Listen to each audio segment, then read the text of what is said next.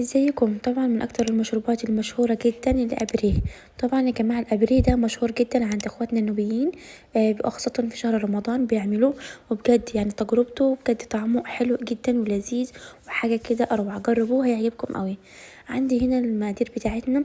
هنجيب هنا الابريه بتاعنا، طبعا ده بتشتريه من عند السوبر ماركت، اسمه الابريه. وده طبعا كوبايه من عصير البرتقال ونص كوبايه من السكر. هنحط هنا عصير البرتقال. طبعا ده يا جماعه عصير البرتقال بالجزر اللي كنا عاملينه قبل كده. هنحط نص كوبايه السكر، وبعد كده هنضربهم كده كويس في الخلاط لحد ما السكر يدوب معانا تماما. هنجيب هنا كوبايه تكون كبيره ومج كبير، وهتحط العصير بتاعك عصير البرتقال. بعد كده هنحط هنا الابريه بتاعنا. طبعا يا جماعه عجينه الابريه دي بتتعمل بعجينه وخميره كده، يعني هما بيعملوها خاصه، يعني مشهوره عندهم، بيعملوها بطريقه كده معينه.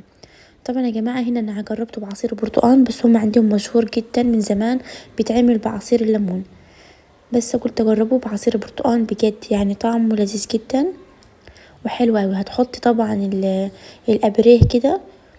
طبعا هتعمليه ده قبل الفطار بنص ساعه علشان الابريه يدوب معاكي تماما، بس ما تكتريش قوي. تمام كده، هتقلبيه وهتسيبيه كمان شويه على جنب كده. هنزود كمان عصير برتقال كده. خلاص طبعا يا جماعه جاهز معانا. بعد كده هتحطيه في كوبايات، وتقدميه بألف هنا وشفا. بجد يعني تجربته لذيذه جدا، وكمان طعمه حلو قوي. انا اول مره اجربه قلت اجربه معاكم، بجد لذيذ جدا. وبعد كده خلاص كده تقدميه زي ما اتفقنا، تحطيه في الازازه وتقدميه. طبعا مشروب لذيذ وغني جدا. اتمنى الفيديو يكون عجبكم. حطوا لايك واشتركوا في القناه وفعلوا زر الاشتراك، والسلام عليكم ورحمه الله وبركاته.